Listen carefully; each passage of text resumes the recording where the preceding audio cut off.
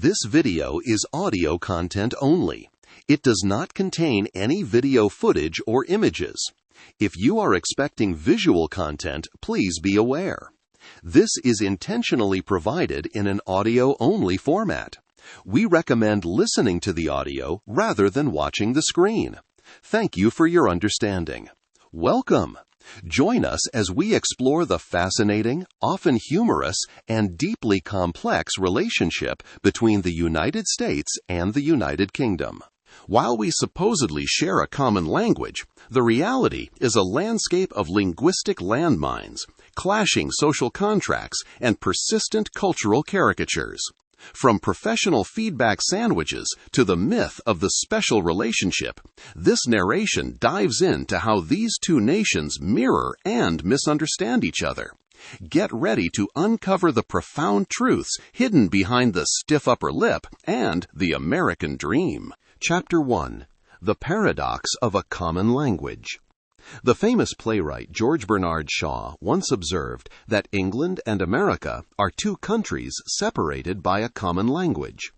It is a sentiment that sounds like a clever bit of wordplay, but for anyone who has ever crossed the Atlantic for business or pleasure, it quickly reveals itself as a profound truth. We often assume that because the words are the same, the meanings must be identical. Yet this shared vocabulary frequently acts as a veil, masking deep-seated cultural differences in how we perceive sincerity, politeness, and social harmony. When an American speaks, they generally aim for a target, intending their words to be a direct map of their thoughts. When a British person speaks, they are often performing a delicate dance of subtext, where the most important information is rarely found in the literal definition of the sentences being uttered. This linguistic friction often begins the moment we try to navigate public spaces. Consider the simple phrase, "excuse me." In a crowded American grocery store or a busy sidewalk in New York, saying "excuse me" is the gold standard of politeness. It is a verbal signal that you are passing through someone's personal space, and it is expected. However, an American moving through a shop in London might be surprised to receive cold stares or disapproving looks after uttering the same phrase. In the British context, "excuse me" can often be perceived as a sharp, transactional demand. To a British ear, it doesn't sound like "I am sorry for the intrusion," it sounds like "get out of my way." The British preference in such a situation is often a quiet, almost invisible maneuver, perhaps accompanied by a muttered "sorry" even if no physical contact was made. This "sorry" isn't an admission of guilt, but a social lubricant intended to maintain a sense of reserve and personal space. The volume of these interactions further highlights the divide. American culture tends to favor an expressive and enthusiastic volume. In the United States, using your voice to convey excitement is seen as a sign of engagement and friendliness. To the British, who generally favor a more reserved and calm demeanor in social settings, this high-volume enthusiasm can be misinterpreted as brash or even aggressive. Conversely, the British tendency to speak softly and avoid drawing attention to oneself can leave Americans feeling that their counterparts are being snotty, stuffy, or stiff. There is a persistent American perception that the British use their understated tone to talk down to others or to maintain a sense of intellectual superiority. This tension between directness and subtext becomes a legitimate minefield in the professional world, where even a single verb can derail a negotiation. Winston Churchill famously recounted an incident during World War II when the British and American chiefs of staff were nearly deadlocked over the verb to table. The British wanted to table a crucial document, by which they meant they wanted to bring it to the table for immediate and urgent discussion. The Americans were horrified, believing the British were trying to table the motion in the American sense, to postpone the discussion indefinitely or kill the topic entirely. It took a significant amount of heated debate before both sides realized they were actually in total agreement, separated only by a word that meant its own opposite across the ocean. Even common modifiers carry hidden traps. In the United States, the word quite acts as a strengthener. If an American says they are quite hungry, they are likely looking for a large meal. In the United Kingdom, quite is more often a qualifier or a diminisher. If a Brit says a meal was quite good, they are offering faint praise that suggests it was merely okay or adequate. An American chef receiving that feedback might feel insulted, while a British chef would see it as a standard, polite middle ground. The professional world also reveals the sandwich method of American feedback. In the American workplace, frankness and honesty are highly valued, but they are often wrapped in optimism. A manager starts with a positive observation, inserts the meat of the criticism in the middle, and finish with another positive note. To a British employee, this can feel confusing and insincere. They might walk away from the meeting only remembering the bread of the sandwich, the compliments, and completely miss the fact that they were being told to change their behavior. The British approach to professional feedback is the polar opposite, relying heavily on nuance and understatement. A British colleague might tell you that they have a few amends to a report you've submitted. To an American, this sounds like a minor request to fix a few typos. In reality, a significant percentage of British workers use that phrase to signal that the work is actually quite poor and needs a complete overhaul. Similarly, if a Brit tells you, "That's an interesting idea," an American might take it as a literal compliment. However, in the coded language of British business, interesting is often a polite synonym for ridiculous or unworkable. This lack of literalism extends to common social invitations. The phrase, "let's do lunch soon," is a classic example of the Atlantic divide. Surveys of workers in both countries show that nearly half of Americans mean this as a genuine, positive suggestion. In the United Kingdom, however, only about 1 in 5 people view that statement as positive. Most Brits see it as a blasé or dismissive filler, a way to end a conversation without actually committing to a specific plan. If an American follows up a week later to set a date, the British colleague might feel pressured, having viewed the original comment as a mere social pleasantry. Even the way the two cultures handle disagreement reveals a fundamental difference in their social contracts. American communication is often celebratory of individual opinion. If an American says, "I hear what you're saying," they are usually expressing a literal respect for your perspective. To a British person, that same phrase is frequently used as a polite prelude to a sharp disagreement. It is a way of signaling, "I have acknowledged your point, and now I am going to tell you why you are wrong." Because the British value social harmony and the avoidance of open confrontation, they use these linguistic cushions to soften the blow of a conflict, whereas Americans see the directness itself as a form of respect. This British desire for consensus is further evidenced by the frequent use of tag questions, ending sentences with, "Isn't it?" "Don't you?" or "Shall we?" These are not literal questions, but tools used to build harmony and ensure the listener is in agreement without forcing a confrontation. The potential for embarrassment is perhaps highest when navigating the jarring differences in everyday vocabulary. A British student in an American classroom asking to borrow a rubber will be met with stunned silence or laughter, as they have just asked for a condom rather than an eraser. An American who tells their British hosts they are pissed because their flight was delayed will be met with concern about their sobriety, as pissed means drunk in the UK, not angry. Perhaps most dangerous is the word fanny, which in the United States is a harmless, slightly old-fashioned term for the buttocks, but in the United Kingdom is a highly offensive anatomical term for female genitalia. These are not merely different words, they are linguistic landmines that can turn a polite conversation into a social catastrophe in seconds. This preference for sincerity versus subtext is even reflected in the humor that defines each nation. American humor is often described as big, boisterous, and punchline heavy. It relies on setups and clear comedic delivery, often leaning toward optimism or physical comedy. British humor, by contrast, is a different species entirely.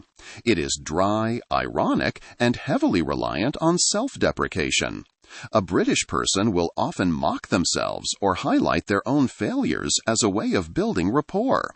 In the UK, if someone makes fun of you gently, it is often a sign of inclusion and affection, what they called banter. An American, unaccustomed to this style, might take the ribbing literally and feel insulted, missing the underlying social bond being offered. The British also have a particular fondness for the loser or the absurd. While American comedy often focuses on characters who are ultimately successful, or at least affable, British comedy icons are frequently people who are failing at life or trapped in ridiculous circumstances. There is a certain comfort in the pessimistic wit of the UK that can feel dark or nasty to an American audience used to a more hopeful outlook. This cultural difference in humor affects how people build camaraderie. An American might try to impress a new group with a story of success, while a Brit might try to win the room by sharing an embarrassing story of a recent failure. These differences even manifest in the way people leave a room. In the United Kingdom, there is the British exit, a maneuver where one quietly slips away from a social gathering with minimal disruption. The goal is to avoid making a fuss or drawing attention to oneself, which is seen as polite. To an American, this can seem cold or secretive. American social norms favor the long goodbye, a process that involves hugging nearly everyone in the room, expressing repeated thanks to the host, and often continuing the conversation at the front door for another 20 minutes. To a Brit, the long goodbye can feel like an exhausting performance that holds the host hostage, while to the American, the British exit feels like a lack of appreciation. This preference for social reserve and the avoidance of fuss isn't just a matter of manners. It is physically encoded in the very sounds of the language, a divergence that began centuries ago with the evolution of the accent itself. There is a persistent myth that American English is a corrupted version of the original British English, but linguistic history suggests something more complex. When the first settlers left England for the Americas in the 17th century, they brought with them the rhotic speech common at the time, the practice of pronouncing the R sound in words like farmer or winter. While America largely preserved this rhoticity, the speech patterns in the wealthy southern cities of England began to change in the 18th century. The upper classes adopted a non-rhotic, soft R sound, what we now call received pronunciation, as a way to distinguish themselves from the lower classes. In a sense, the standard American accent is actually older and more similar to the English spoken in the era of the early settlers than the modern posh British accent. This history of intentional divergence was further solidified by figures like Noah Webster. After the American Revolution, Webster sought to create a uniquely American dictionary as a form of cultural protest. He wanted to simplify the language and move it away from what he saw as the pedantic and corrupted rules of the British aristocracy. He intentionally dropped the U from words like color and honor and changed endings like eyes to eyes to better reflect how Americans actually spoke. This was an act of national identity building, a way for the new nation to claim ownership over its own tongue. Even the roots of common words diverged.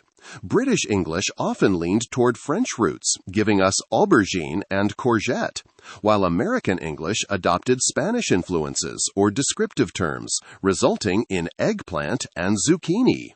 This sense of ownership continues to shape how each nation views the other's intelligence and social status. The posh British accent still holds a certain sway in the United States, often being associated with higher intelligence, sophistication, or gravitas. American film and theater have a long history of casting British actors in roles that require a sense of authority or classical training. This has led to a persistent cultural analogy where the British are seen as the Greece to America's Rome, the older, more refined, and intellectually subtle advisors to a younger, more concrete, and grossly powerful empire. However, this is a double-edged sword.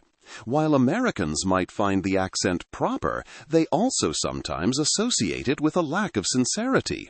The very sophistication that Americans admire is the same quality that leads to the suspicion of subtext, the fear that the British speaker isn't saying what they truly mean.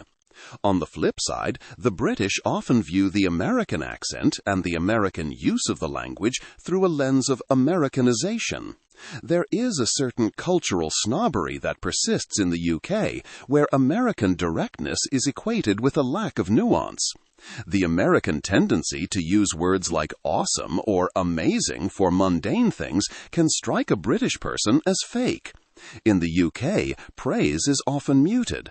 Something that is not bad might actually be absolutely fantastic, but the speaker would never want to appear over the top.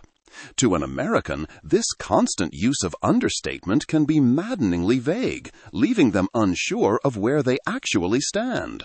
The paradox is that while we are using the same words, we are operating under entirely different social goals. The American speaker is often prioritizing the American dream of self-expression and individual sincerity. They believe that by being direct and enthusiastic, they are being honest and inclusive.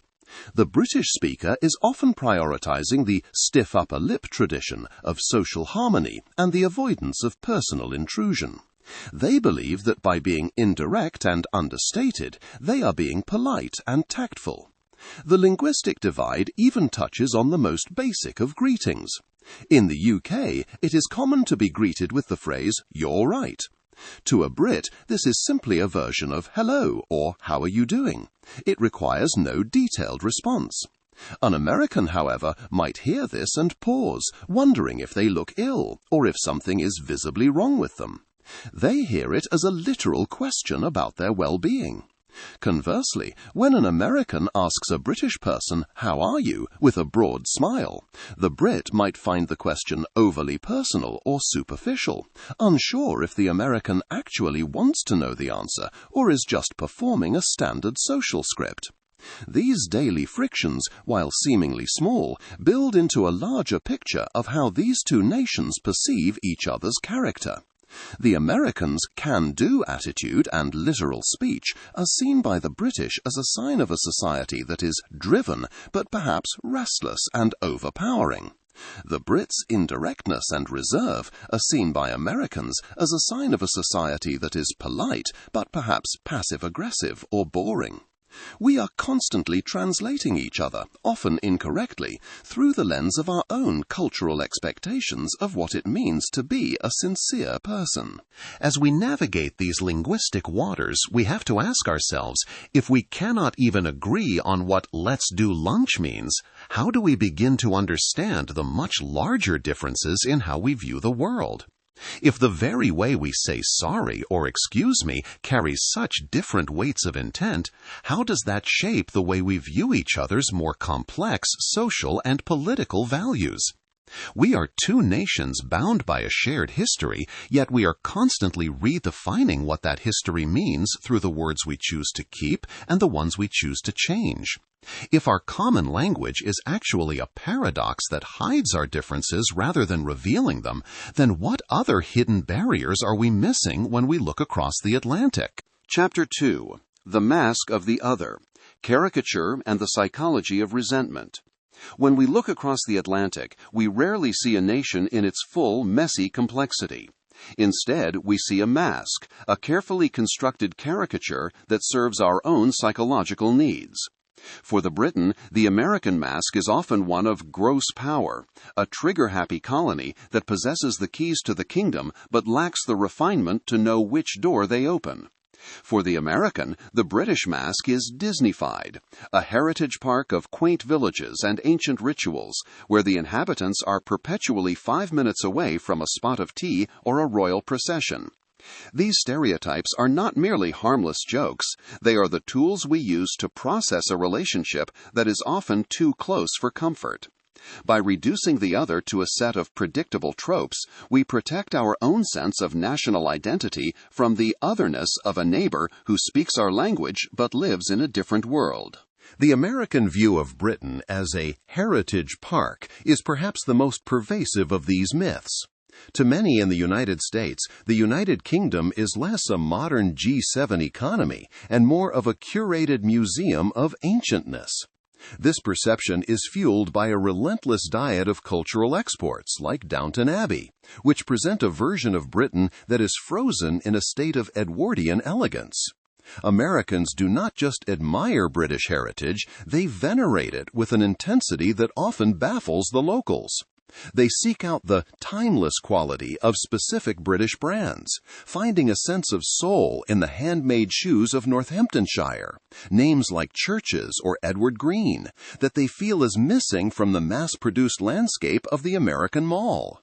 They want the authentic experience of a peaty Laphroaig or a smooth Macallan, treating these products as artifacts of a civilization that values craft over convenience.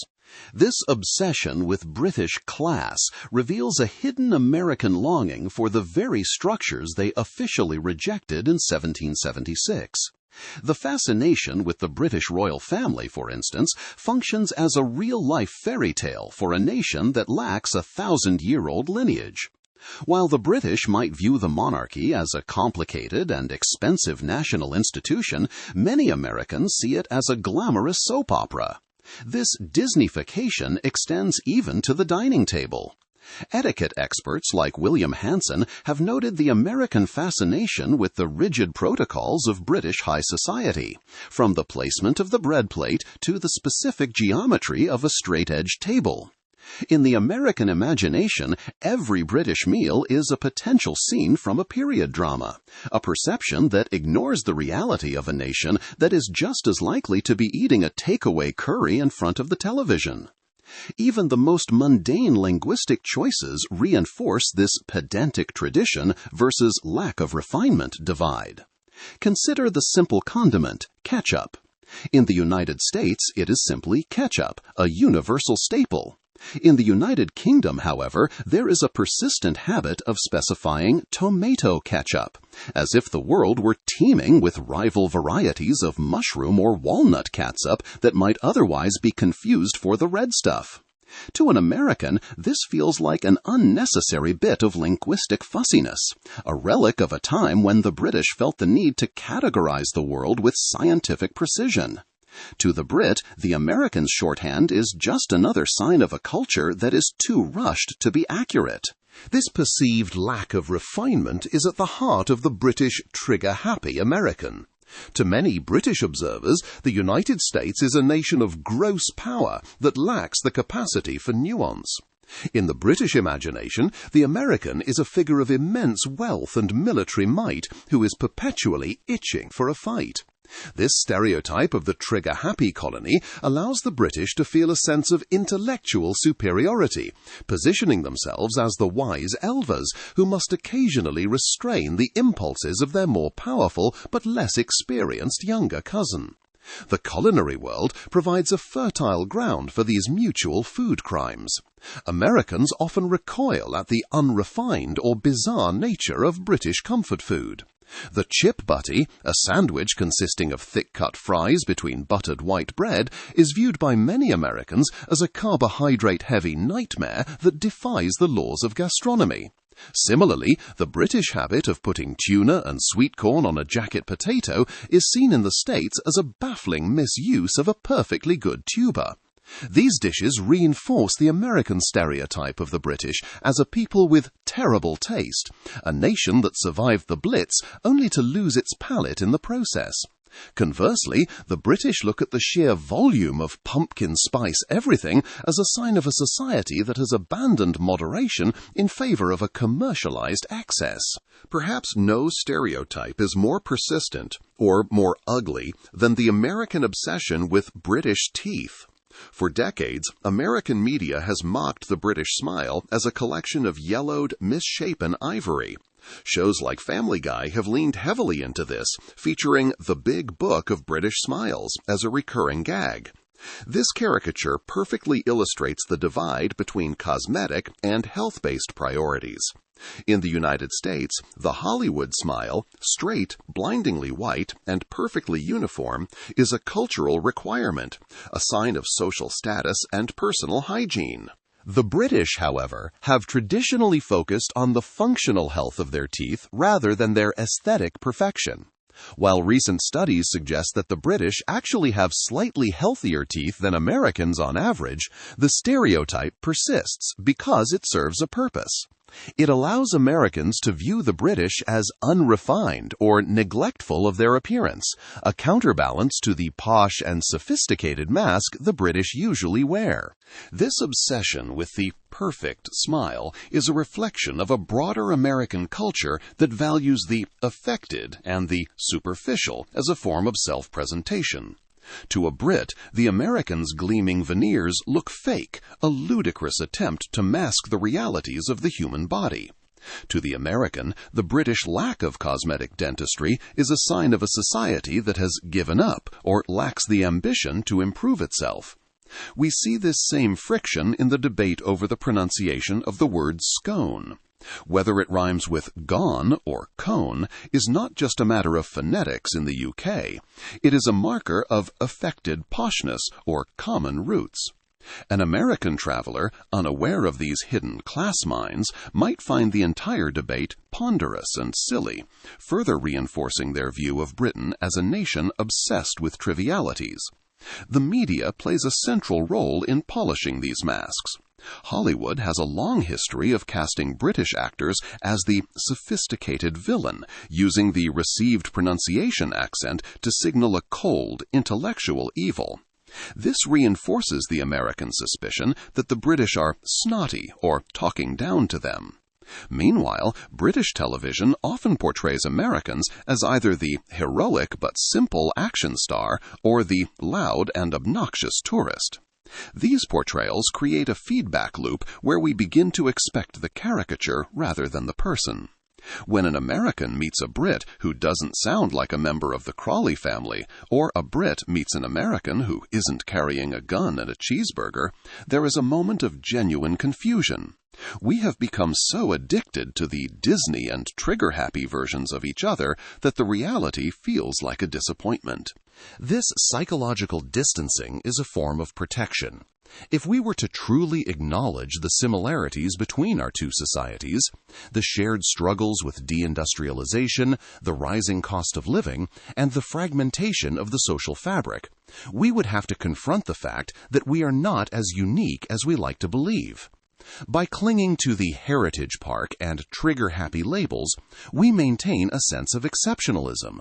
The British can tell themselves they are more civilized because they don't have the American gun culture, while Americans can tell themselves they are more dynamic because they don't have the British class system. We use the other's failings to validate our own choices, creating a mirror of identity that is intentionally deranged. As we move further into the 21st century, these stereotypes are being tested by a world that is increasingly post-America and post-Empire. The masks are beginning to slip, revealing two societies that are both grappling with a sense of willful decline. The British are bracing themselves for a future where the special relationship may no longer provide the global prestige it once did, while Americans are increasingly weary of the gross power they are expected to wield on the world stage. We are left with a troubling question. If we were to finally smash the mirror and see each other without the caricatures, what would be left of our bond? Would we find that our shared values are strong enough to survive the loss of our shared myths? Or is the relationship itself built on the very misunderstandings we enjoy so much? Chapter 3: The Safety Net and the Frontier. If you stand on a street corner in Chicago and watch a construction crew at work, you might witness a phenomenon that perfectly encapsulates the American social contract. One British traveler recounted seeing a sign announcing that a bridge was to be replaced. Expecting the years of political wrangling, budgetary disputes, and glacial planning that would define such a project in London, he was stunned to see a swarm of workers descend upon the site that evening. By the next morning, a new bridge stood in its place. To the British observer, this was the American can-do attitude in its purest form. A high-energy, infectious drive to get things done, regardless of the obstacles. It is an energy that feels like a case of popping out for a case of beer when applied to something as monumental as going to the moon. But this same frontier spirit, which prizes speed, efficiency, and individual initiative, creates a societal architecture that is fundamentally different from the one found across the Atlantic. At the heart of the divide is a disagreement over who is ultimately responsible for the individual. In the United States, the social contract is built on the foundation of the American dream, a concept that suggests success is a matter of personal determination and hard work.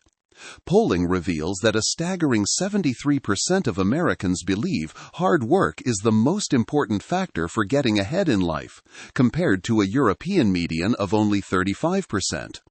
This belief in individual agency is so strong that 57% of Americans disagree with the idea that success is determined by forces outside their control. They see themselves as the masters of their own destiny, operating in a landscape where the government's primary role is to stay out of the way. In contrast, the British social contract is rooted in a collective responsibility to ensure that no one in society is left in desperate need. While Americans prioritize individual liberty and the freedom to pursue goals without state interference, the British generally value the role of the state as a guarantor of security. This is perhaps most visible in the two nations' approaches to health care. To a British citizen, the National Health Service, or NHS, is more than just a government department. It is a secular religion. Despite constant complaints about underfunding, long queues, and crumbling infrastructure, 78% of the British public holds a favorable view of the system.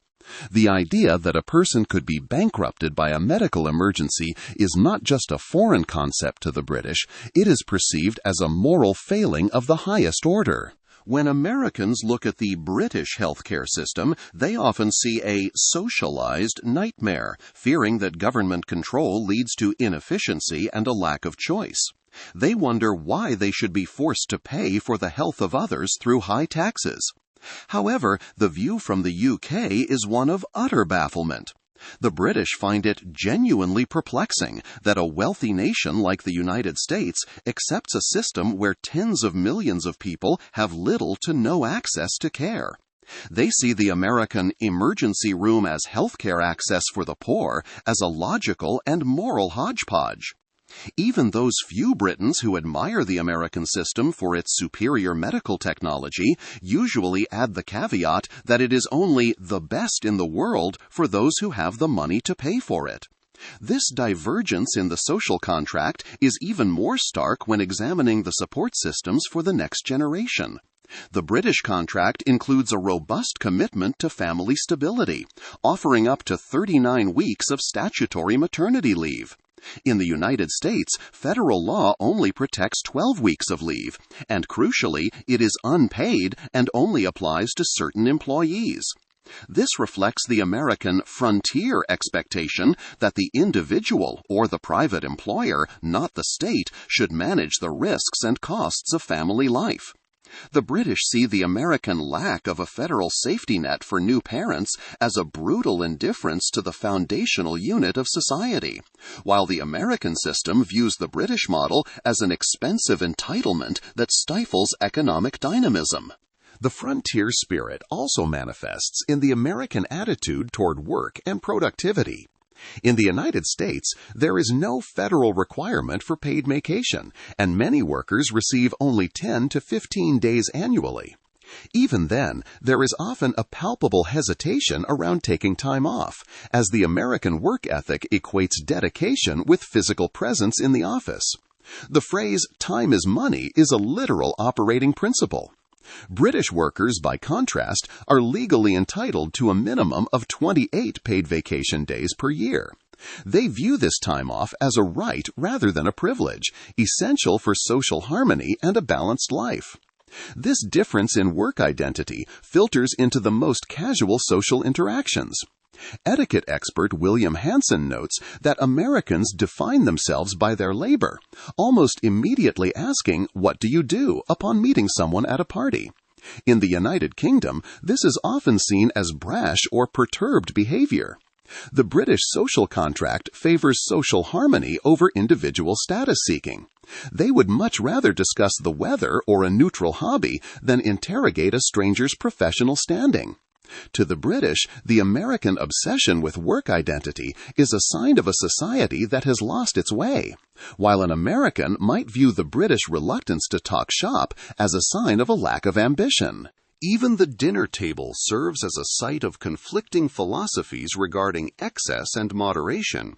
In the United States, the contract favors the right to abundance, resulting in Brobdingnagian portions and the ubiquitous to-go box or doggy bag.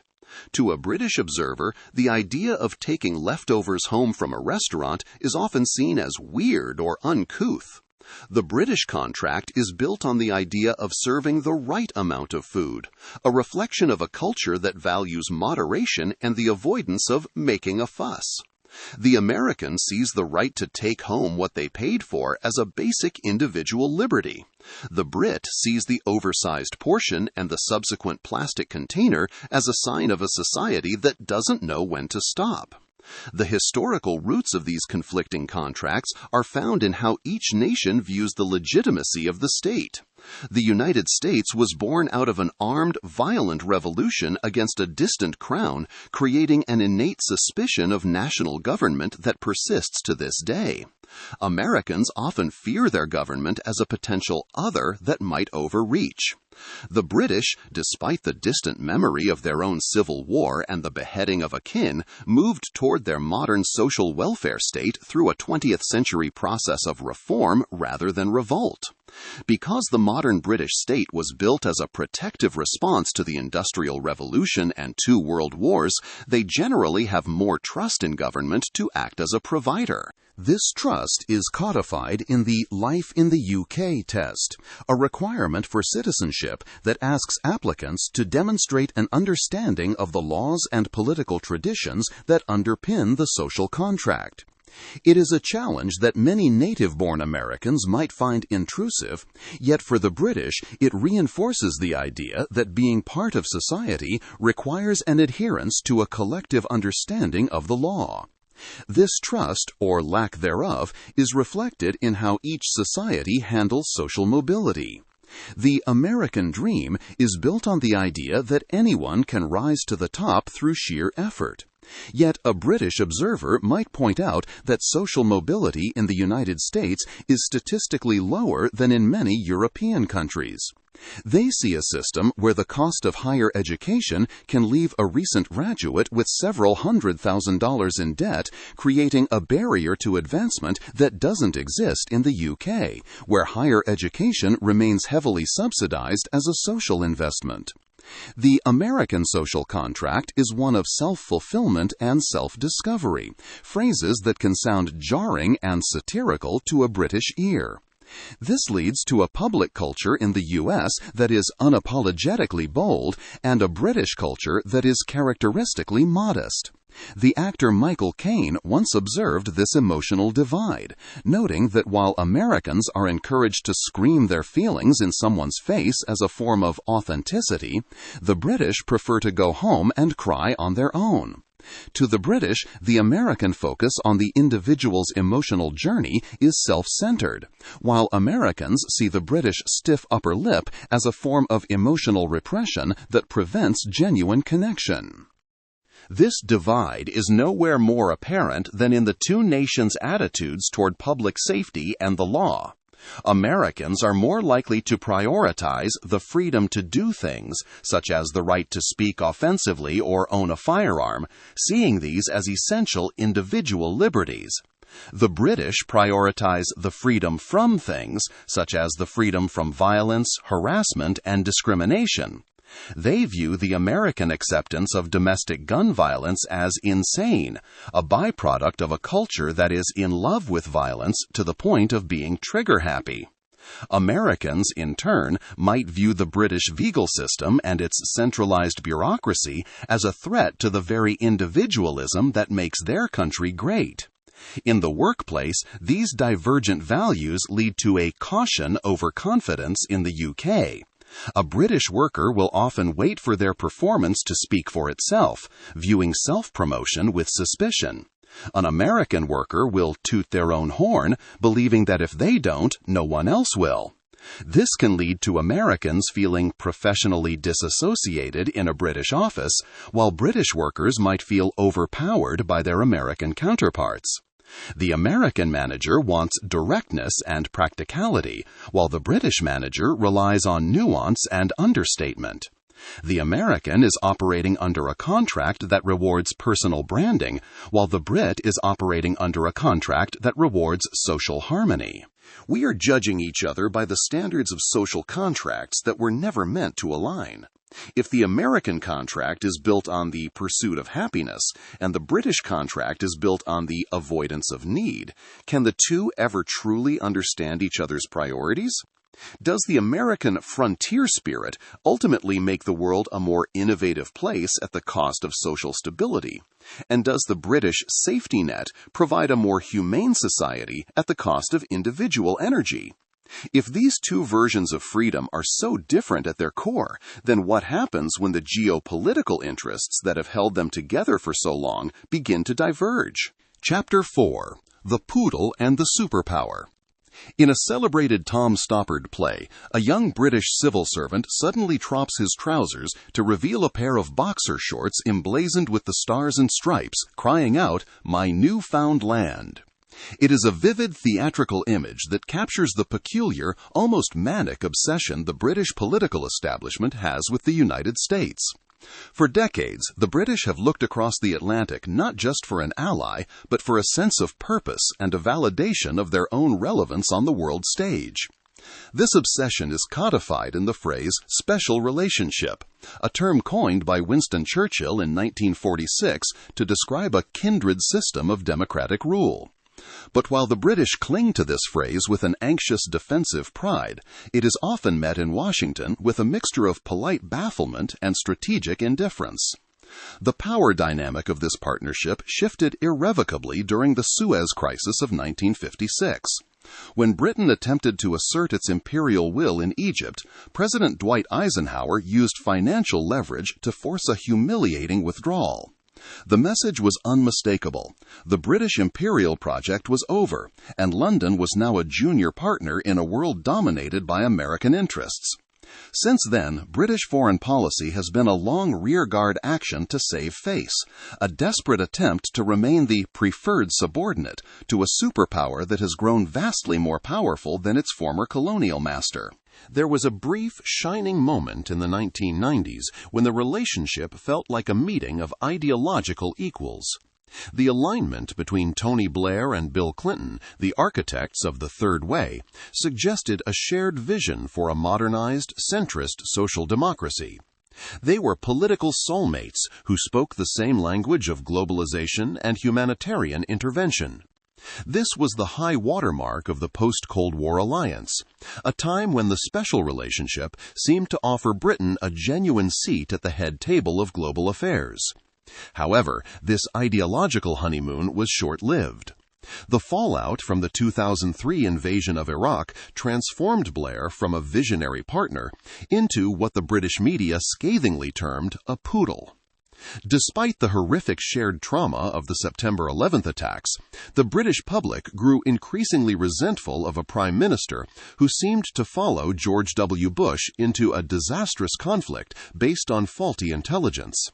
The perception was that Britain provided the blood and the diplomatic cover, while receiving little in return but pity and indifference. This era cemented the poodleism narrative, suggesting that the relationship was a one-way street where London's loyalty was taken for granted. This lack of reciprocity is often highlighted by the stamina of the two nations in global affairs.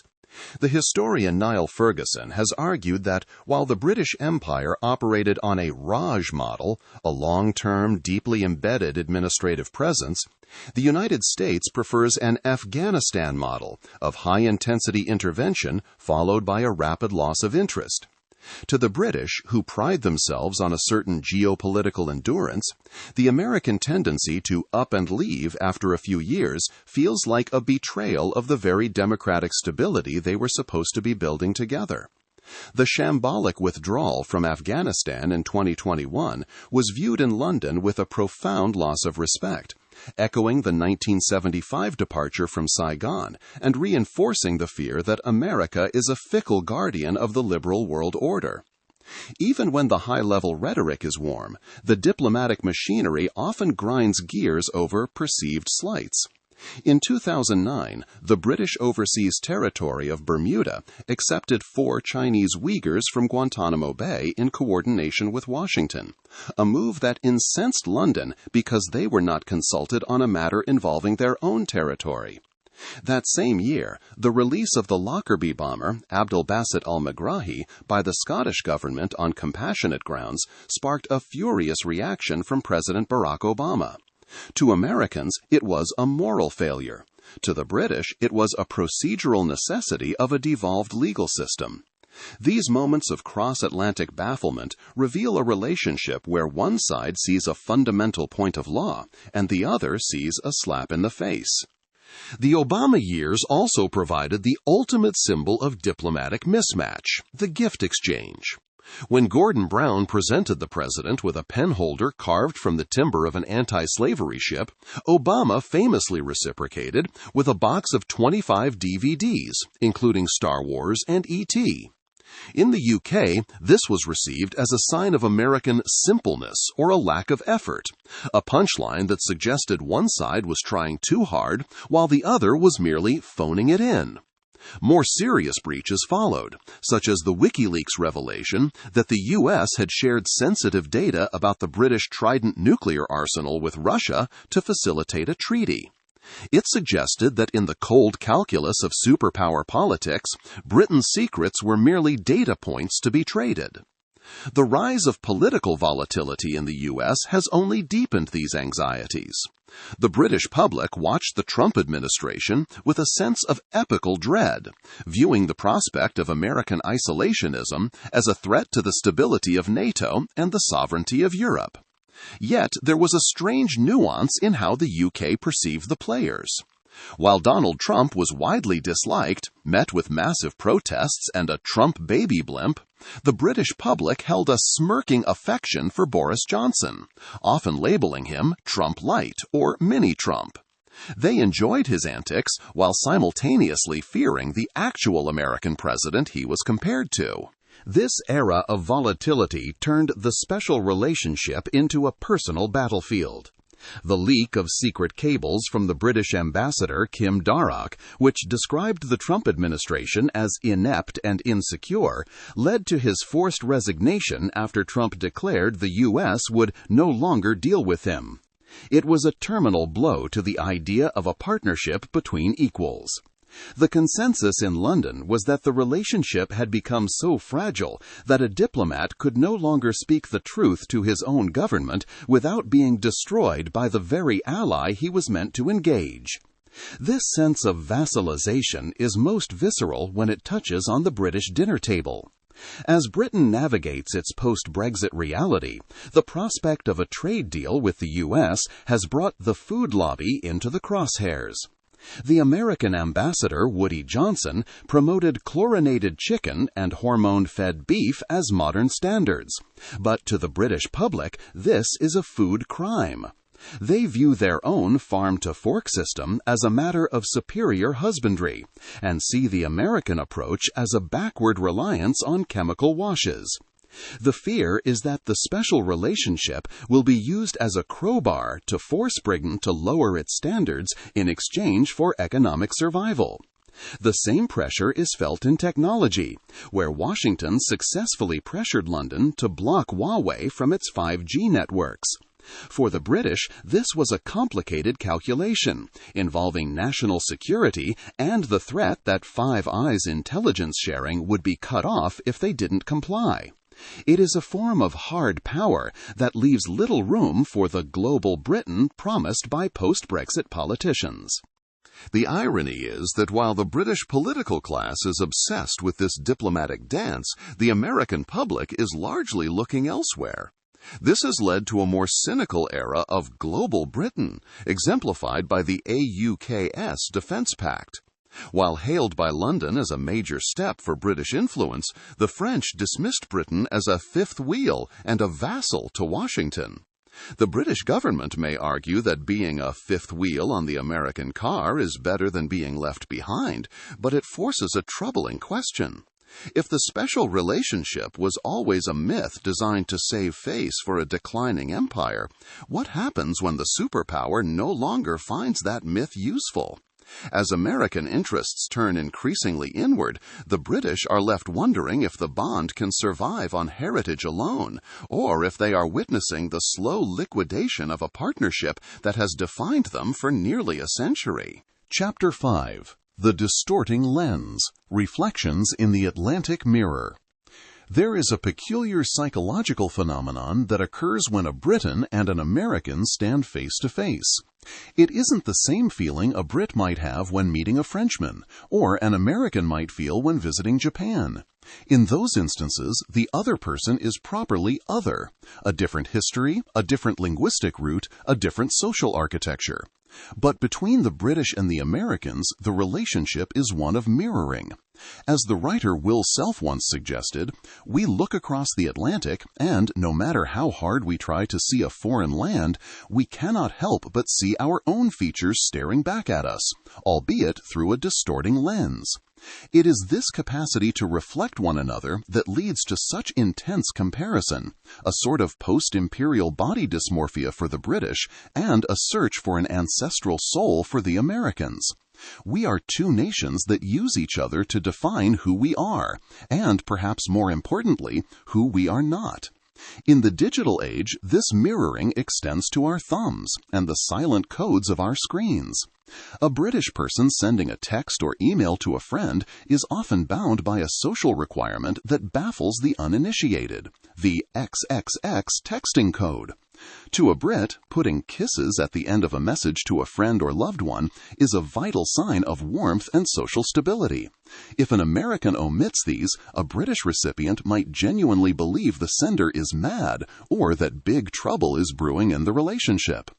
To the American, receiving a flurry of X's might feel confusingly flirtatious or overly sentimental, while the Brit, receiving a clean, kissless reply, might spend the afternoon wondering what they did to cause such a sudden frost.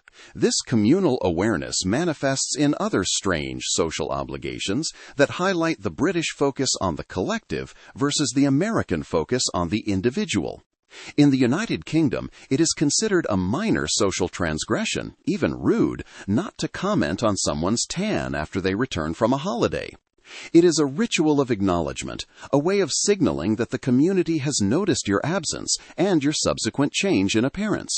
To an American, such a comment might feel like a strange fixation on skin tone or a personal observation that borders on the intrusive. It reveals a British identity rooted in a shared communal gaze, whereas the American identity is built on the pursuit of personal goals, where one's tan is a private matter of leisure rather than a public matter of record. The way each nation measures well-being further illustrates this mirror of identity. Recent studies on British happiness suggest that for them, satisfaction is found in the practical and the communal, the quality of one's sleep, the sharing of a meal, or the simple pleasure of face-to-face interaction over digital connections. There is a tangible decline in UK happiness when the cost of living rises or public transport is delayed, because these things infringe on the quiet stability they value. For Americans, the pursuit of happiness is an active and often individualistic chase. It is linked to careers, health, and the ability to achieve personal goals. While the British might find happiness in a not bad day, the American is often striving for an awesome one. The British value stoicism as a way to endure the world. Americans value persistence as a way to overcome it. The physical spaces where we socialize reflect these divergent priorities. In the United Kingdom, the pub is the undisputed community hub, a place where privacy and conversation is respected, and sensitive topics are often avoided in favor of a relaxed, friendly atmosphere. In the United States, social life often feels more oriented toward the new, from the orientation programs on college campuses to the vibrant atmosphere of bars where small talk with strangers is not just common but expected. An American will smile at a stranger as a sign of friendliness, whereas a Brit might see that same smile as an intrusion into their personal space, a ludicrous breach of the invisible boundaries that keep society functioning smoothly. The way we handle our homes and daily chores is perhaps where the mirror is most reflective, revealing deep-seated attitudes toward resource and ritual. Take the British dish bath, the practice of soaking dishes in a plastic basin of soapy water within the sink. To an American, this looks like an unhygienic refusal to use modern technology, or a strange attachment to stagnant water. To the Brit, the American method of washing each dish under a continuous roaring stream of hot water looks like a wasteful and restless excess. The same can be said for the electric kettle. It is a requirement in every British home, a symbol of a culture that finds comfort in the ritual of tea. Most Americans don't even own one, preferring the speed of a microwave, a choice that many Britons find terrifying, or, at the very least, a culinary crime against the leaves. Then there is the matter of the bathroom, a space that reveals our different hierarchies of safety and convenience. A British bathroom is a place of restraint, often lacking electrical outlets due to strict regulations about the proximity of water and electricity. An American bathroom is a hub of convenience, bristling with outlets for hair dryers and electric razors. When an American finds no place to plug in their straightener in a London flat, they see a lack of modern convenience. When a Brit sees an outlet near a sink in New York, they see a terrifying lack of safety standards. These aren't just differences in plumbing, they are reflections of what each culture prioritizes. The British value safety and tradition, while Americans value convenience and individual grooming. Our attitudes toward the environment around us also diverge in telling ways, particularly in how we celebrate the passing of time. Take the autumn obsession. In the United States, the season of fall is a cultural event, a commercial and nostalgic frenzy of pumpkin spice, elaborate decorations, and cozy-themed marketing. It captures the American flair for festive enthusiasm and the desire to turn every season into a personal experience. In the UK, autumn is treated with a quiet, subdued appreciation for changing leaves and cooler weather. The British might enjoy a toffee apple or a bonfire, but they find the American commercial frenzy a bit over the top, a sign of a society that cannot simply let a season happen without selling it back to themselves. This sense of excess versus moderation is even found in our drinks. An American expects their soda, water, or cocktail to be packed with ice, viewing it as a standard of refreshment and value. A Briton often prefers their beverages with minimal ice, believing that it merely dilutes the drink or is a trick by restaurants to serve less liquid. This extends to the free refill culture of the U.S., which is almost non-existent in the U.K. The American sees the free refill as a sign of hospitality and value. The Brit sees it as another example of American overconsumption and a restless inability to sit with a single measured portion. The way we view our own history is perhaps the most profound area where we use each other as a benchmark. A Briton might have a shed in their garden that is 150 years old and think nothing of it, perhaps even letting the roof sag or the wood rot. Because they are surrounded by so much history, they often take it for granted, treating the ancient as mundane. Americans, perhaps because they have less of it, cherish history with a fierce intensity. They visit battlefields and memorials with a sense of awe that the British often reserve for the ancient traditions of the monarchy. The Brit wastes their history because it is everywhere. The American curates it because it is precious. This mirroring effect is most potent when we consider our national self-images. The British often hide their affinity for American wealth beneath a layer of reserve. They recognize the power of America and hold it in awe, yet they reserve the right to mock it to preserve a sense of cultural superiority. Americans, however, increasingly see a nation that is polite but also passive-aggressive, a society that values a safety net of collective stability over the frontier spirit of constant improvement. But why do we continue to be so obsessed with these comparisons? It is because, at our core, we are looking for a way to understand the human condition through two different experiments in freedom. The American experiment is one of individual liberty and the relentless pursuit of the new. The British experiment is one of communal stability and the preservation of the old. When we compare our kitchen appliances, our texting habits, or our bathroom outlets, we are really asking which version of the good life is more sustainable. Is it the American way, with its can-do energy and its occasionally ludicrous overconfidence? Or is it the British way, with its stiff upper-lip stoicism and its pesky sense of national branding that refuses to be erased? We see our own features in the other, but they are deranged by the different choices we have made over the centuries. The British see in America the immense power they once possessed, and they both envy and fear it. The Americans see in Britain a venerability they lack, and they both admire and patronize it.